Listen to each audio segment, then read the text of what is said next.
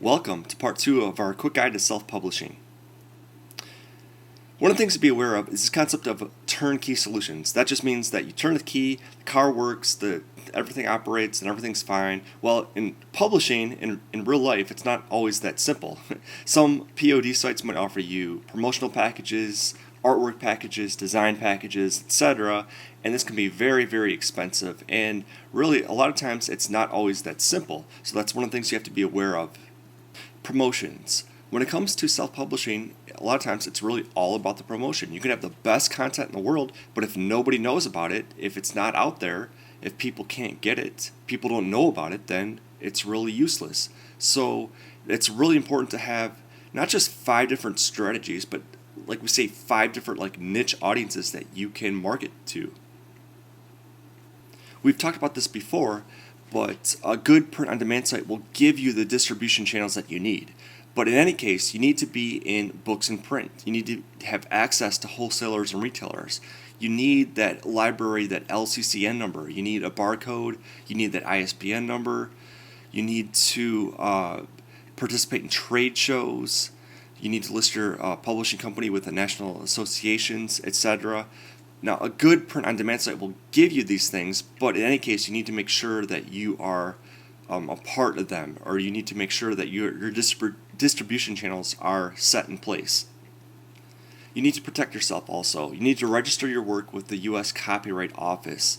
Sometimes people think that if they register their work with the Writers Guild of America, the WGA, that's good enough. But the laws have changed in recent years, and if you want to sue somebody in court for infringement, you need to make sure that you have your work registered with the Copyright Office. So go to www.copyright.gov to do this.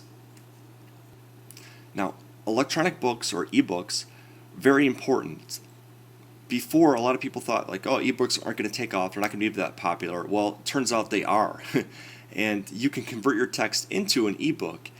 And there are some sites, there's some services out there that can help you do so. And you're encouraged to check those out because you can reach a large audience with electronic books these days.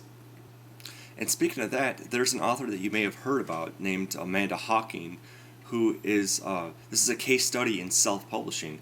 She was an author that got rejected by the traditional deal.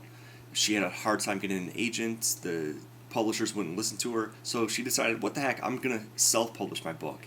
And sure enough, she did so. And she writes about science fiction and vampires and werewolves and ghouls and stuff.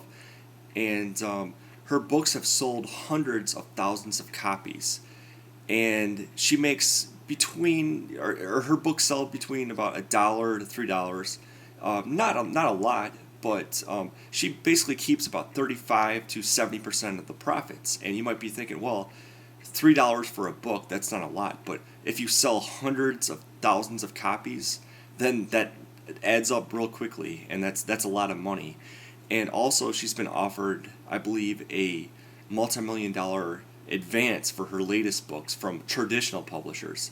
So that's kind of a case in point of how you can use self-publishing to be very successful.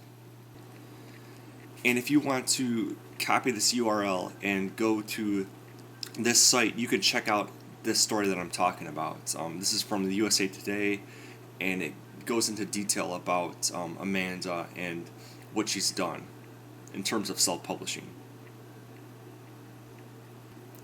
And these are some of the references used in this presentation. Good luck with your own project. Thanks.